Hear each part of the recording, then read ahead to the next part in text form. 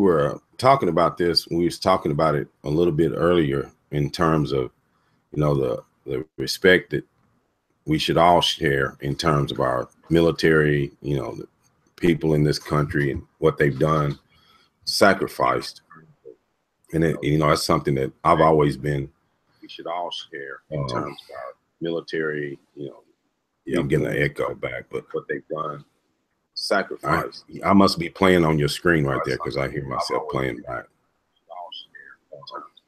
Military, I'm getting an echo back, but what they've done, sacrifice. I must be playing on your screen right there because I hear myself playing back.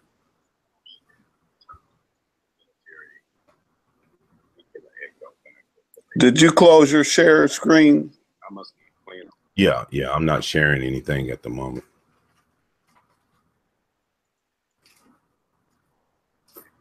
Your share button is that green one up there on the left. Yeah, I'm not sharing anything at the moment.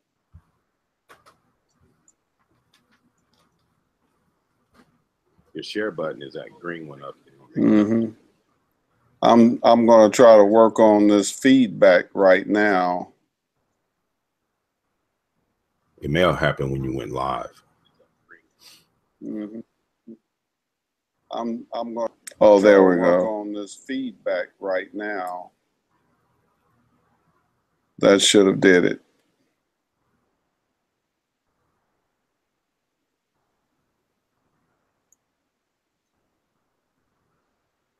Technology. Yeah, well, on 22 Social, it's real interesting because my broadcast is airing through 22 Social, which is through Facebook as well. Okay. So until I close that 22 Social app, then we were getting that feedback. Yeah, you were getting what's coming back through your portal. Yeah. Right. And now I'm gonna try to get your screen share back up.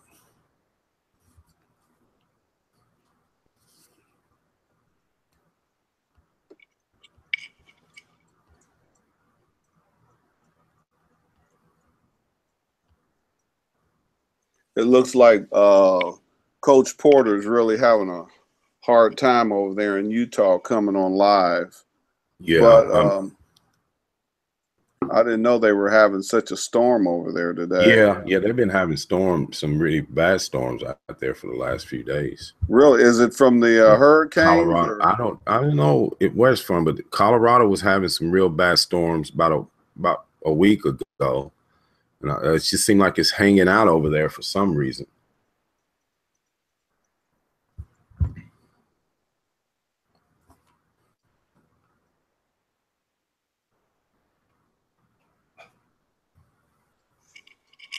Well, we can continue the dialogue. I wanted to show a video about Buzz Williams and what he's doing. Oh, here we go. Now I think my computer might have been just a little bit slow because I have too many tabs open.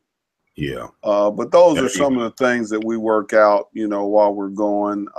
It's really exciting, the technology that now we can actually, bypass traditional media and have our own live media, uncensored, and we can talk about some real issues and real facts that, govern our lives and what's happening in this country. We don't have to deal with politics. We can deal with it from a biblical worldview and talk about some things that can really impact our youth. What's going on? It's kind of slow again. I know that during my training, they were telling me to close all of my apps, and I'm a little slow to do that. But next time, I'll be sure that everything's shut down, and it'll help us have a much smoother. Here we go, a much smoother flow. Yeah, because it looks like you got several. There we go. Several things open.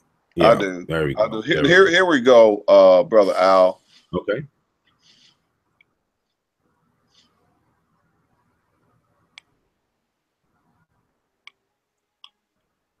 Is your audio on?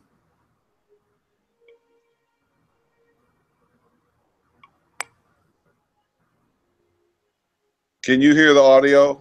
A little. I can't hear it. It's not very loud. Yeah, there it goes.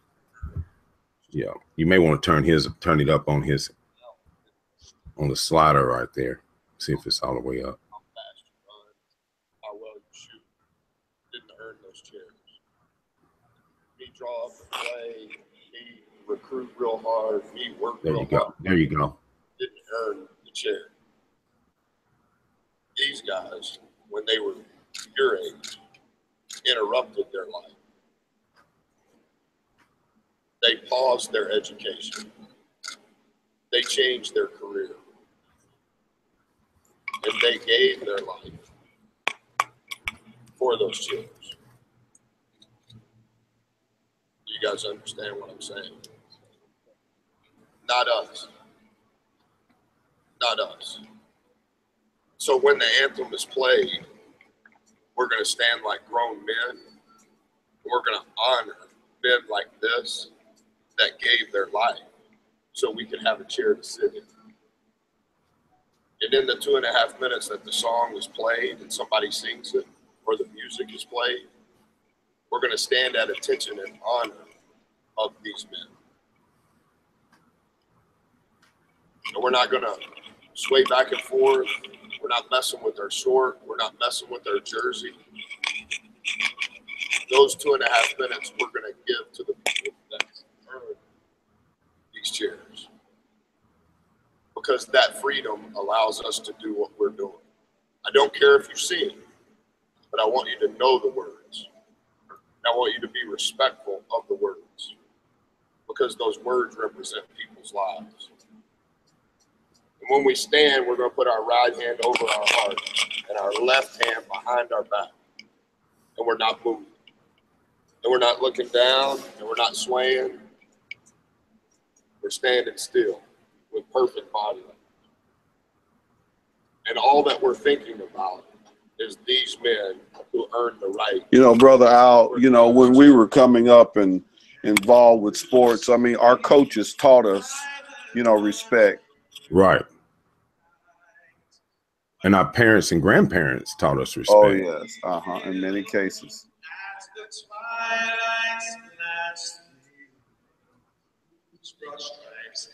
And bright stars through the perilous night, o'er the ramparts we watched, were so gallantly turned, and the rockets ran, the bumpers we met, came through the night, that our black was still there. Oh, say does that star-spangled banner yet wave o'er the land of the free and the whole of the brave,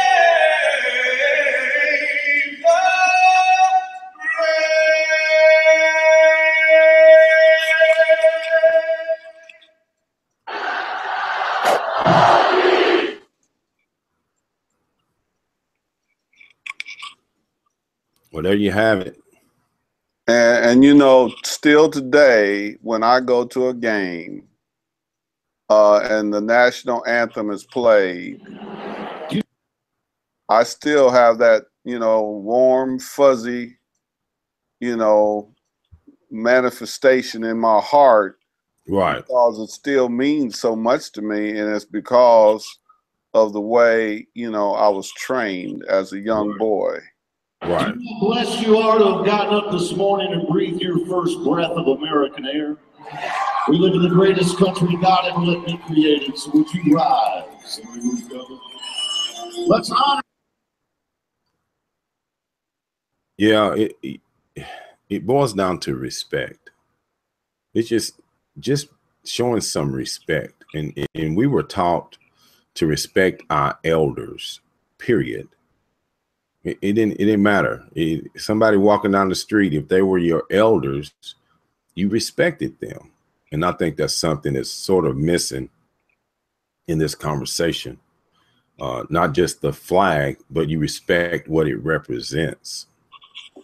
And you respect all of those who sacrificed. So that we can have a disagreement and still respect the other person. And I think that's something that's sorely missing. And like you said, we learned that in sports from little bitty fellas. You know, we learned how to stand and show respect for the other team, for the other players, for, you know, it just went all the way up the chain, not just with your coach, but the other coaches. You respected them. And I think that video really brings it home, because each player had a service person standing next to them. You know, and I think I brought it home right there. I mean, I can. That video is so powerful to me, and just the moment, just the atmosphere that it produced, it causes me to just have a somberness here. And as you're sharing the words that you're sharing and reflecting back to when we were whether it was on the football field or whether it was on the basketball court or the baseball field. I mean, I could bring, 100 athletes that competed during my era, whether they were in gymnastics or whatever, and we were just taught respect. And the fact that that's not being done today is reflective in our society. Well, I heard a coach speak this morning at a meeting that I was at, and he was the keynote speaker. He's with one of the local programs here in my city. And you're in what part of the country? I'm near Nashville. And this coach was saying that today's youth you have to handle them differently. And immediately I thought, no, we don't have to adapt to them. They should adapt to us. That's correct. We're the teachers. We're the example, not them. And it sort of took me back, and I thought, well, I was telling somebody afterwards, I said, the moon is still 93 million miles away. That hadn't changed. And while we have to adapt to some of the nonsense that's going on, I just don't understand that philosophy. I think they should be adapting to the people who were here before them, that have the experience, just like we did. We taught our coaches taught us because they had the experience. They shared that with us. Al, let me just take a moment here. We jumped right in, but I want you to introduce yourself and share a little bit about what you do. I mean, I have a greatest deal of respect for you. Well, and I want the viewing audience to know that Brother Al's been helping me get my technology savvy together, and we're starting to get there. So Al, take a moment and introduce yourself and tell them what you do. Well, I'm a local businessman. I've been in business since 1986. I look at myself as an entrepreneur, but I'm a Christian first. I was raised up in a Southern home, taught the Southern values, raised by a single mother and a grandmother. And that's why I was talking about, they instilled that in me to just respect our elders. I also am a guest host for, Lonnie on Lion Chasers Radio. I guest host for him once a week. And I try to help out wherever I can. I'm a community-driven person. And one of my objectives is to help young people find their way, because it's a very challenging time when you're 14, 15, 16 years old. And maybe you don't have a role model, especially a male role model. So I think it's incumbent upon men in general to step in the gap and fill that gap. So that's why I see myself, Donovan, Pastor Donovan. Yeah, and which is so vitally important. The viewing audience, some of them know, most of them know that I'm the president and founder of Shekinah Ranch Foundation over here in Dayton. But even more than that, like you said, I'm a Christian, but I'm a man. I'm a Christian man. Right. And of course, we were talking about sports, and I didn't grow up with a healthy relationship with my father, but my coaches, filled a gap for me because they were like fathers to me. In fact, today, I still have a very healthy relationship with my grade school basketball coach, which is Lawrence McKee here in Dayton, Ohio. And I have an ongoing relationship with one of my college coaches, which is Carl DeCaspers, and he lives in Pennsylvania still yet today. And of course, my office was just in contact with Coach Carl and his family last week, and they support Shekinah Ranch. Right. But when I was going through those hard times, my coaches, I remember, Coach John Cooley, I would come to the gym when I was struggling in between class, and he would pull me into his office and sit me down at his desk, and he would talk to me about how to problem solve and how to critically think and how to work through those, confusing something that's really missing today. Those moments. And I mean, it made a difference in my life. But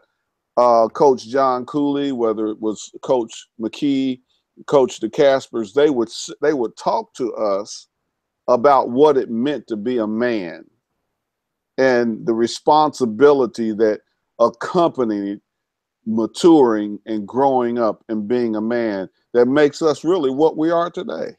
Right. And I had the same and similar experience. Matter of fact, I'm finishing a book project called No Snow Days. And it's about a book about not making excuses. And I had a coach that taught me that principle, and he taught me that lesson that there are no snow days. And the actions that you take, you have to be responsible for.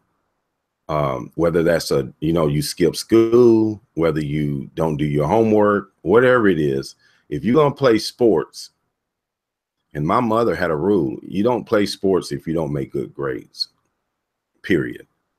But my coaches also enforced that rule. If you didn't get the grades, you don't get to play. Wow. And I want to, hey, excuse me for interrupting, but here in Dayton, Ohio, Al, our Board of Education just lowered the GPA to 1.0.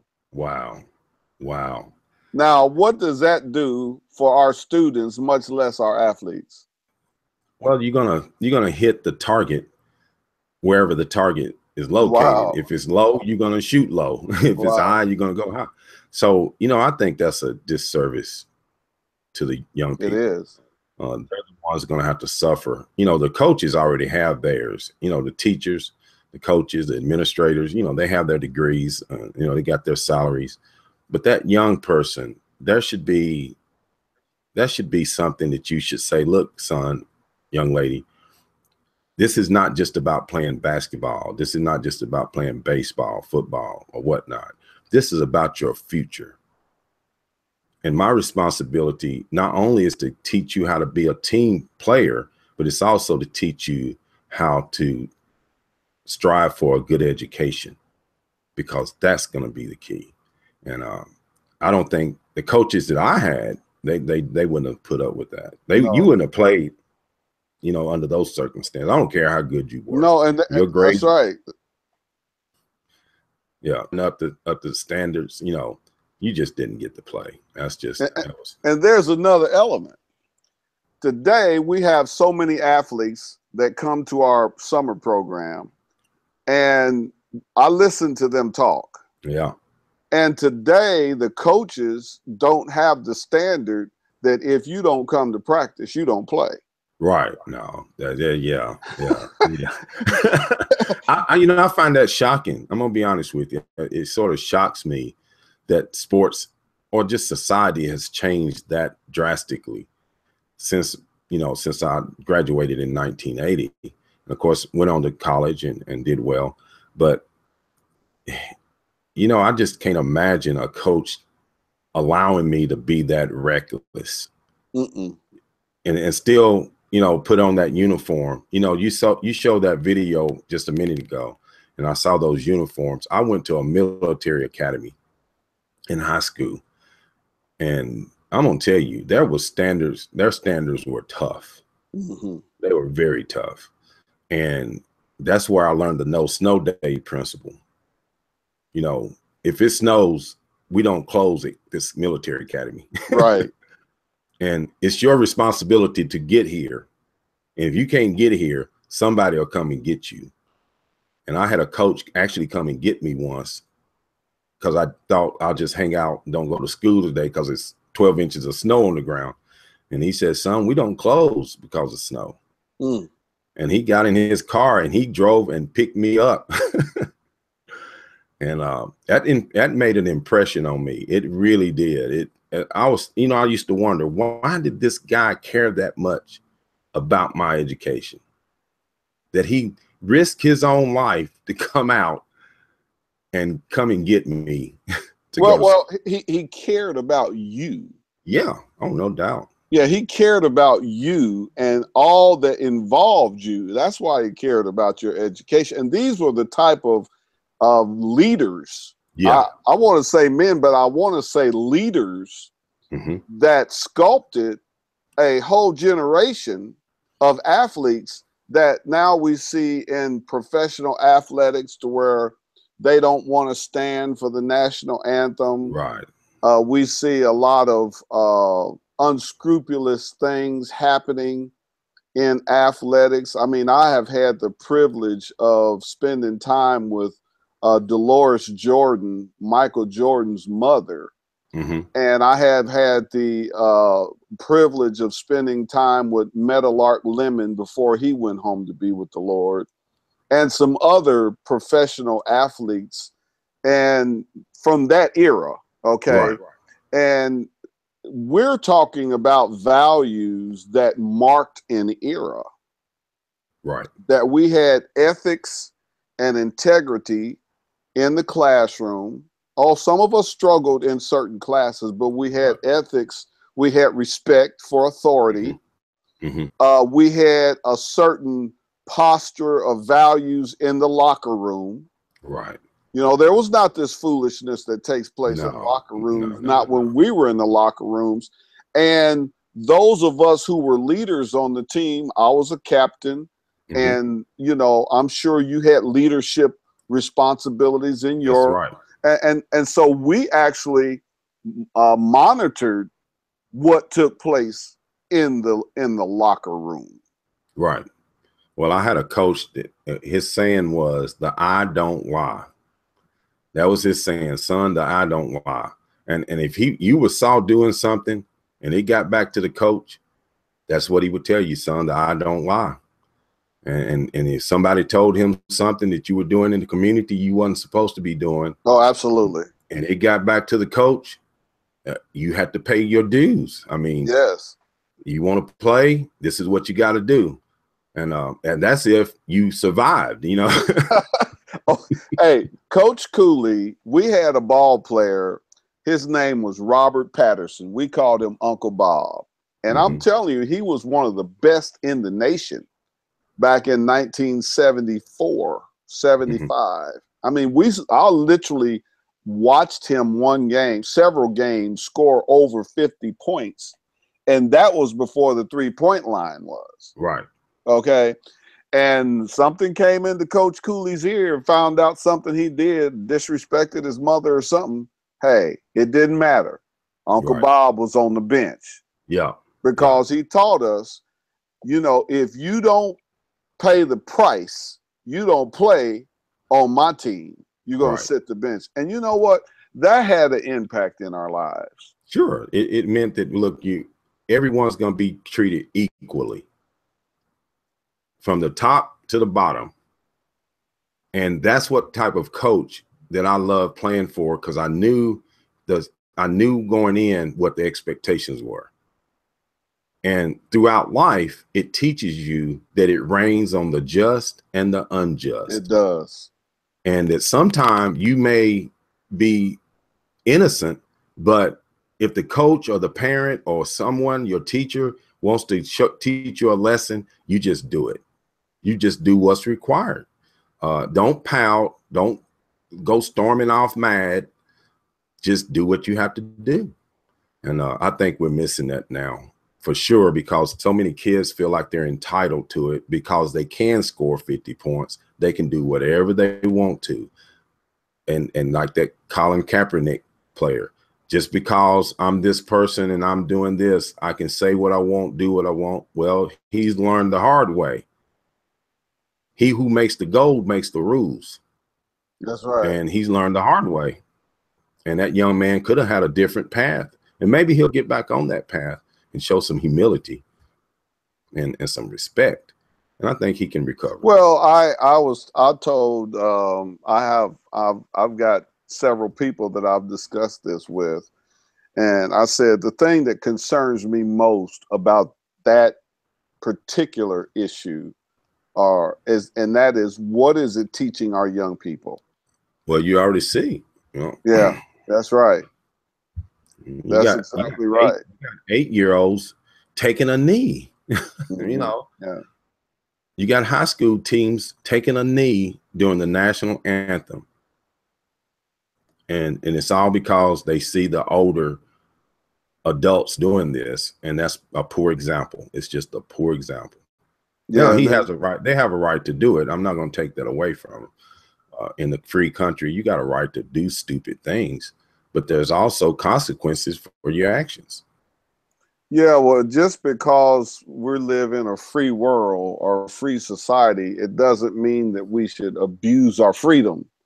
Right. And, we are brother's keeper. And Amen. with seeing all the youth violence and so forth, I think, because what we teach in problem solving and decision making is, and the Bible tells us this, it tells us if your meat causes your brother to stumble, don't eat meat. And that's so because we're our brother's keeper, I should be thinking about how my actions are going to affect younger people. Now, years ago, Shaquille O'Neal, he stood up and he said, I'm nobody's hero. I'm nobody's role model. But in fact, later on, he began a reality show and he said, wait a minute, he was teaching the young people, well, you are somebody's role model. It might be, whether you want to be or not, it could be your brother, a neighbor, but we are our brother's keeper. If, I have a respect for you, brother Al, you have a respect for me. Well, if you see me do something crazy, right, that has an impact on not only you, but it impacts the thousands of people I impact. And all the people you're influencing around the world with radio and the internet and your business, man, what you do has a direct impact, either directly or indirectly, on other people. Well, it's the butterfly effect. I mean, the premise is a butterfly can flap its wings in China and cause a tidal wave, in Hawaii. Wow. It may take a long time, but the principle is the force behind it. And yes, you're saying the bigger your presence, the larger your platform, the more people you're going to affect. The more people you're going to influence. And that means power comes along with accountability and responsibility. That's right. The bigger you are, the more people you can affect. You should watch everything that you say and do, because at the end of the day, how many people are you going to lead down the wrong path? And that goes for preachers and ministers too. Absolutely. Because, that's more important than winning a basketball game by and large. And so, we need to make sure that we try to carry ourselves, you know, we're not perfect, but try to carry yourself in a manner that at least gonna not make someone go astray. And which brings me to this. I don't want to hold too long, but you know, the people in Texas and the people in Florida and the people throughout the Caribbean, oh man, you know, our heart goes out to them. I was just communicating with folks in the Dominican Republic last night because Maria went through there, and of course we know now Puerto Rico is in horrible shape, and Mexico, they just had another major earthquake.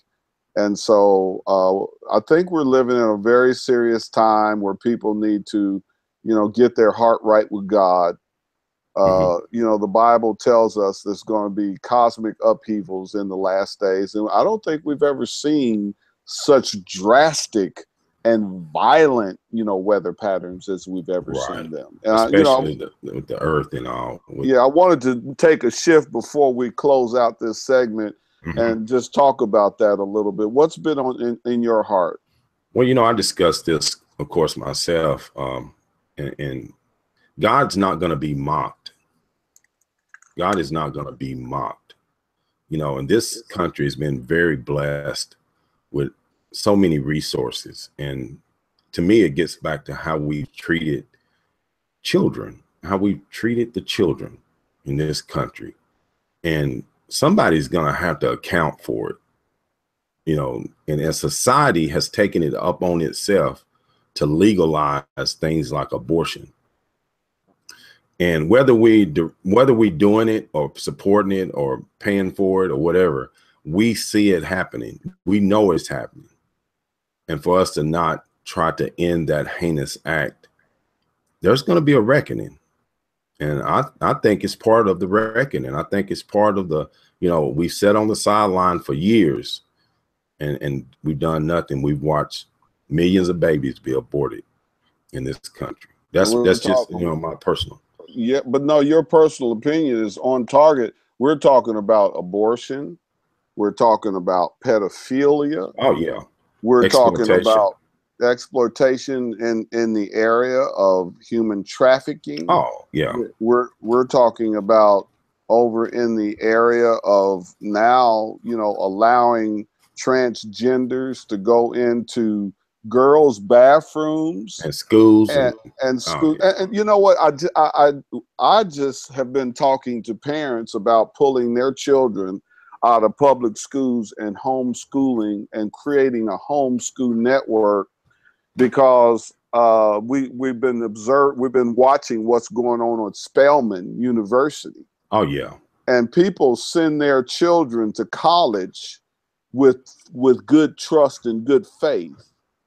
And then a college president says that we're going to allow young men who feel like they're a woman to start coming to this school. Yeah, that's a woman's institution. A woman's institution. Historically, a woman's institution, and historically a Christian-based organization. Yeah, oh yeah. I mean, that should be eye-opening. That should be, to the Christian, it should be a warning. Take a warning that time is.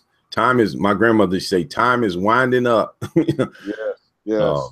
And we've heard it before, and people say, "Oh, it's never, it's coming," and it's going to be a reckoning. And those who have sat back and just let it happen and watched it happen and said, "Well, it's none of my business. We shouldn't have no say in none of that." I think it's going to be something we're going to regret. And I think that's part of this. What you're seeing with the weather, with the drastic earthquakes that are happening. The diseases. I mean, just think about the diseases that that's been introduced in your time and my time that didn't even exist. AIDS. Those things wasn't even no thing such as that. Zika. Yeah, the Zika virus and those kind of things is just killing people, just right and left. It's coming, and it's a warning. And I think that this platform that you're on ain't by accident. That you're able to talk to people all across the world, those who want to listen, they can connect anywhere, and they got the devices, so it ain't gonna be no excuse.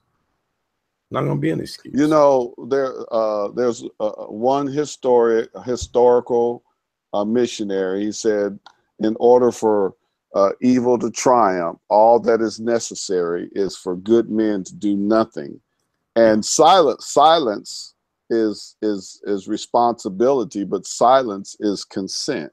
Oh yeah, amen. And so we want people that hear this broadcast. We don't want them to be clouded over with, you know, any politics or political correctness or anything like that. We want them to really hear the issues. You know, we have the Protecting Innocence campaign, and last year 3 million children were reported molested. That was either by, you know, family members or friends or people that they didn't know. But for us to say nothing and do nothing about that issue, and by the way, that's only the 60% that report. So, you know, whether it be abortion, which is a travesty, we're talking about maiming children that has become a big industry. Oh yeah. And we dare not, you know, keep quiet about that. But, you know, Brother Al, in closing, would you, you know, give people an opportunity to accept Jesus? Just share with them. How do you meet Jesus Christ? Well, you know, some people will, of course, say that you should just, you know, seek him out. And it says that we're drawn to him. So what I would tell people is, you know, pray that God's will be on your life, you know, and that whatever that is, that it will bring him glory. And so what we've done in our time, we've sort of turned it back to us, that somehow we can be good enough, or sometimes we can be rich enough, or sometimes we can be great enough. And that's going to earn us a keep. That's going to earn us our way in heaven. And I just know that you believe that Jesus, which, speaking of who Jesus was, I believe Jesus was the Son of God. I believe that Jesus was probably the greatest politician that ever walked the earth. You know, when he went before those who were trying to put him on the cross, and they, you know, of course, they try to trick him, they try to get him slipped up, and they couldn't do it. And so I think that we need to turn our affections toward him and not be so caught up in, you know, trying to impress people, you know, trying to show off in front of people. No, we need to talk about him. Tell the people about what he's done. Tell them about, talk about what we've been talking about right here, the things that he would be concerned about, the children, you know, concerned about you loving one another, respecting one another, caring about one another. That's what we should be in our business doing. And one final thing, put service above self. Put service above self. Don't always want to be the one out front. You know, if you can be the little cog, be the little pin, be the little wheel, you can still be a part of something that can do great things. And I think that's what Shekinah Ranch and programs like that represent. And we're definitely ahead of the game. And no matter what anybody says, I want to be clear what the Answer Media Network represents. We represent Christianity. We represent that Jesus is the only way that you can get to heaven.